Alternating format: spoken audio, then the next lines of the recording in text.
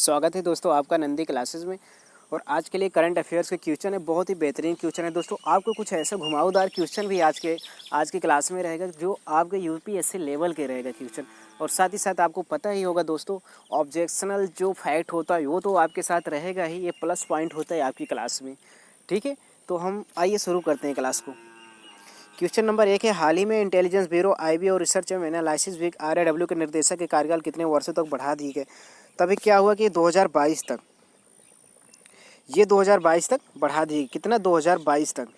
ठीक है, 2022 तक बढ़ा दिए गए। और बात करते हैं आरएडब्ल्यू का निर्देशक कौन है, आईबी का निर्देशक कौन है। आरएडब्ल्यू का निर्देशक है सावंत कुमार। क्या दोस्तों?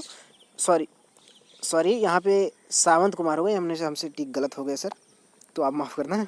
तो यहाँ पे क्या होगा, आरएडब्ल्यू के जो निर्देशक है सावंत कुमार है और आईबी के जो हैं अरविंद कुमार हैं। ठीक है, और सीबीआई के जो यहाँ सुबोध कुमार जायसवाल दिख रहे हैं, सॉरी दोस्तों यहाँ पे कुमार रहना चाहिए। ठीक है, तो मिस्टेक हो गया, मुझसे मैं आपसे माफ़ी मांगना चाहता हूँ दोस्तों। तो उसके बाद मैं बात करता हूँ कि सुबोध कुमार जायसवाल जो हैं ये सीबीआई के डायरेक्टर हैं।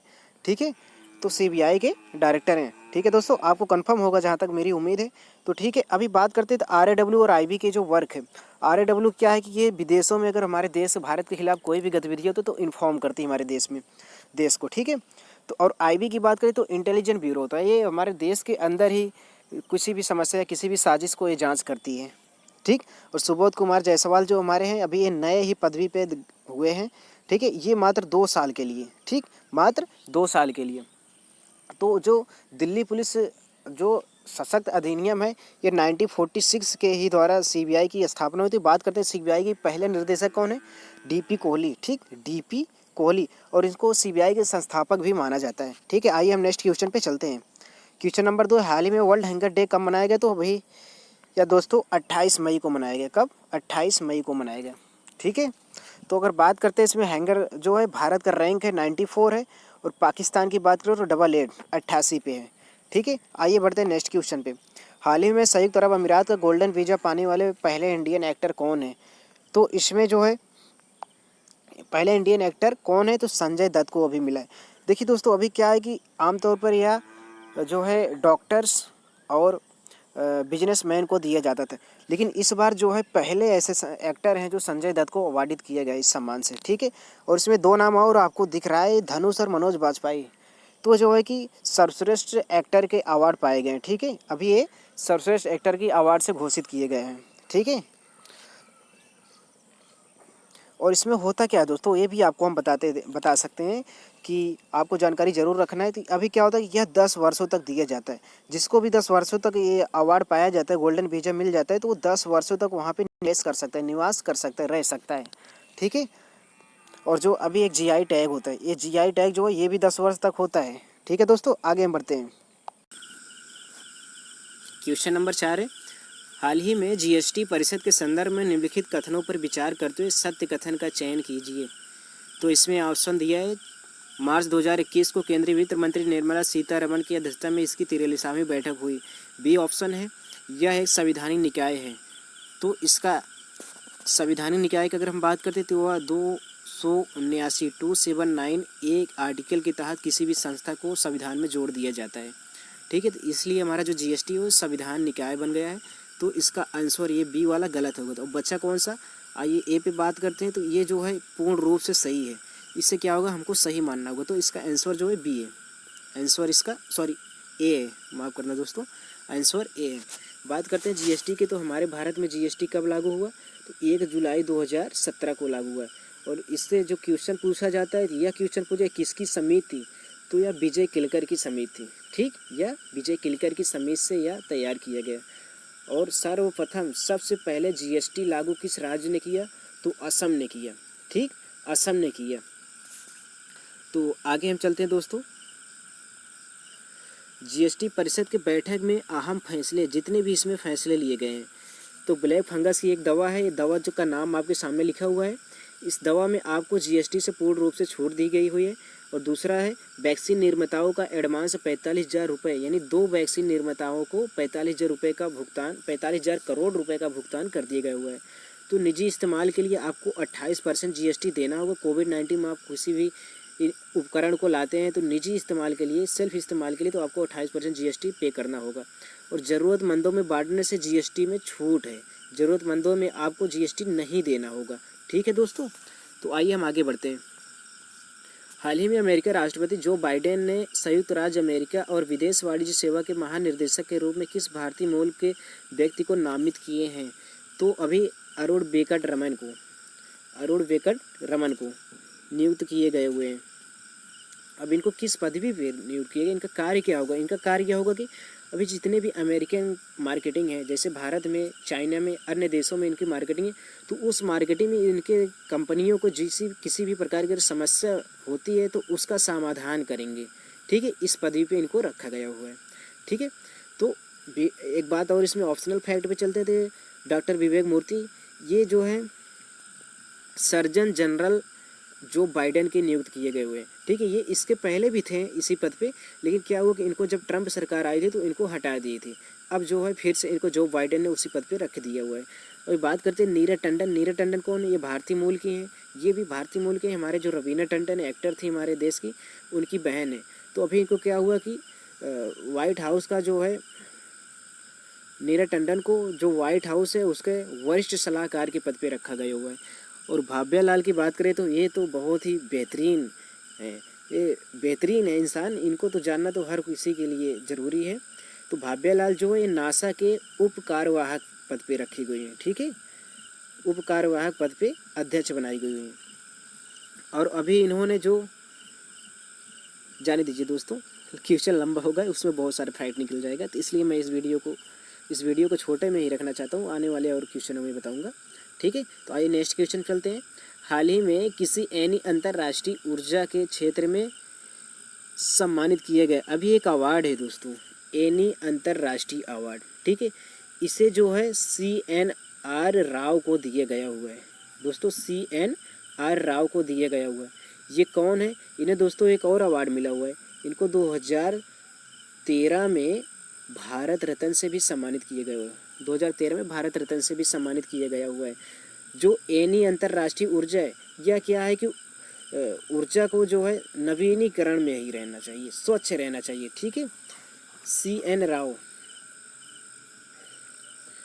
राव को दिया गया हुआ है। ठीक है, आगे बढ़ते हैं। इसमें हेमंत कुमार पांडे आपको दिख रहे हैं।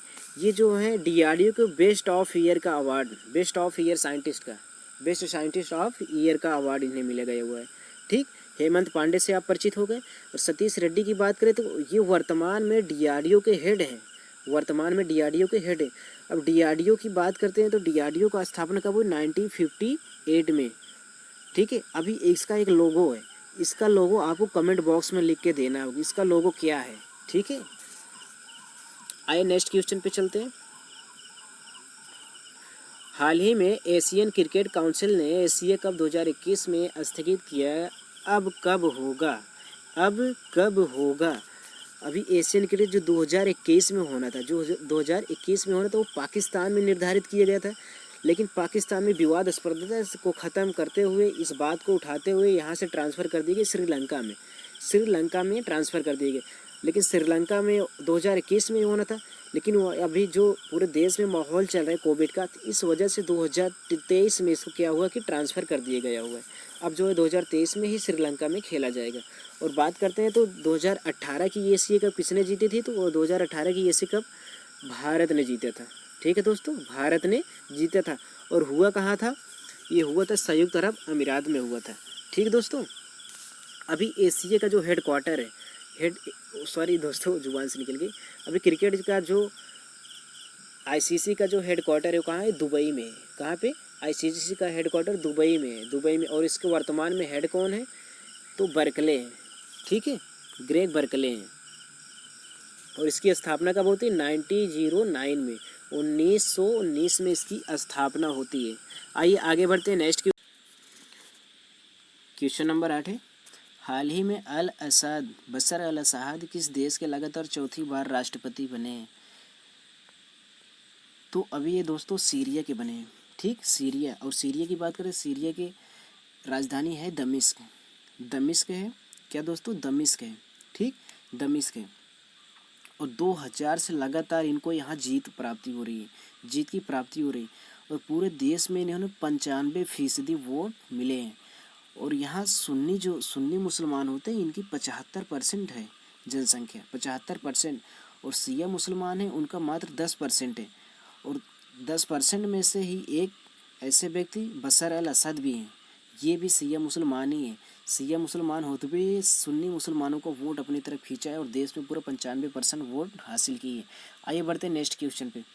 हाल ही में हीरा कारोबारी मेहुल चौकसी के खिलाफ इंटरपोल द्वारा या येल्लो, देखो दोस्तों यहाँ पे येल्लो रहेगा, ठीक है, हम आपको बता दे रहे हैं, थोड़ा हमसे मिस्टेक हो गया, गलती हो गया, आप माफ़ करना दोस्तों, यहाँ पर येल्लो होगा, ठीक। येल्लो नोटिस जारी करने के बाद जेमिनी गणराज्य में पकड़ा गया इंटरपोल का मुख्यालय कहाँ। सबसे पहले हम ये देखते हैं इंटरपोल है क्या। इंटरपोल है क्या, इंटरपोल का मुख्यालय लियोन में है, ठीक, लियोन में है। क्या है कि अभी ये इंटरपोल जो है ये दोस्तों लापता लोगों को खोजती है, ठीक है, लापता लोगों को खोजती है। और बात करते हैं अब मेहुल चौकसी की। मेहुल चौकसी हैं कौन। मेहुल चौकसी दोस्त आप नीरव मोदी से परिचित होंगे, नीरव मोदी के मामा ही हैं, नीरव मोदी के मामा ही हैं। मेहुल चौकसी जो है 13,000 करोड़ रुपए पीएनबी बैंक से लेकर फरार हो गए, ये फरार हो गए, तो भाग करके एंटीगुआ बाउसरू बूडा में पहुँचे। एंटीगुआ बाउरबूडा एक देश है, वहाँ पर गए। जब इनको इंटरपोल की टीम इनको खोज रही थी तो वहाँ भी ये पकड़े गए, तो वहाँ से भाग करके पहुँच गए कहाँ पे, जेमिनी में, जेमिनी में भाग गए। लेकिन पीछे इनके पड़ गई थी इंटरपोल की टीम। इंटरपोल की टीम इसमें कुछ पुलिस डिपार्टमेंट रहती है जो इंटरनेशनल तौर पे काम करती है, ठीक दोस्तों, तो इंटरनेशनल तौर पे काम करती। जब वहाँ के जेमिनी वाले को पता चला कि भाई इनको इंटरपोल वाले खोज कर रहे हैं, तो इसीलिए उनको आसान हो गया इंटरपोल वालों को पकड़ने में इनको, ठीक है। अब पकड़ लिए इनको, भारत इनको लेकर आएगी, ठीक है दोस्तों। मुझको उम्मीद है कि आपको ये क्वेश्चन समझ में आएगा, थोड़ा लॉन्ग है, थोड़ा बताने में प्रॉब्लम होता है कि ऐसे क्वेश्चन। बाउरबूडा दोस्तों मैं बता दे रहा हूँ, आप लिख लीजिए बाउरबूडा, बाउरबूडा, हाँ, एंटीगुआ बाउरबूडा इसका पूरा नाम है, ठीक है। 2018 में यहाँ से क्या हुआ, ये पकड़े गए थे। लगभग मुझे उम्मीद है कि दोस्तों आपको याद हो गया। लियोन, एक और दोस्तों यहाँ पे जो लियोन हमने बताया, ये लियोन है कहाँ, ये रूस में है, ठीक है। इंटरपोल की राजधानी, इंटरपोल की हेडक्वार्टर जो लियोन है, लियोन कहाँ पर है, ये रूस में है। आइए नेक्स्ट क्वेश्चन पे चलते हैं। हाल ही में किस राज्य ने वृक्षारोपण करने के लिए अंकुर योजना की शुरुआत की है। अंकुर योजना की शुरुआत, ये योजना मध्य प्रदेश में जारी किया गया है, ठीक, मध्य प्रदेश में। आपको एकदम बेहतरीन से क्वेश्चन 2-3 बार रिवीजन करेंगे तो आप खुद ही समझ जाएंगे, ठीक है। मध्य प्रदेश में रिवीजन किया गया। और ये छत्तीसगढ़ दिख रहा है, छत्तीसगढ़ में अभी क्या महतारी दुलार योजना चलाया गया, ठीक। अब बात करते हैं मध्य प्रदेश की, तो ये लेकिन होता क्या है ये भी आपको थोड़ा बता दें हम। ये अंकुर योजना जो है होता क्या है, इसमें आप पेड़ लगाओगे, पेड़ लगाने के बाद एक वायुदूत ऐप है, इस ऐप पर फ़ोटो आप खींच कर भेज देना, फिर उसके बाद 1 महीने के बाद फिर से फ़ोटो खींच देना, ताकि जो पौधा है वो स्वस्थ रहे, ठीक, स्वस्थ रहे। फिर उसके बाद क्या होगा, 1 महीने के बाद यह पुरस्कार आपको दिया जाएगा, 1 महीने या 2 महीने के अंदर आपको पुरस्कार दिया जाएगा। और उस पुरस्कार का नाम आपको बता दे रहे, ये पुरस्कार का नाम है प्राण, क्या दोस्तों, प्राण अवार्ड, प्राण अवार्ड से सम्मानित किया जाएगा। और जो एक ऐप पे फ़ोटो भेजना वो वायुदूत है, वायुदूत ऐप पे आप फ़ोटो भेजेंगे, उस फोटो के माध्यम से पेड़ पौधों का देखभाल हो जाएगी, खुशहाल है कि नहीं, तभी आपको दिया जाएगा अवार्ड।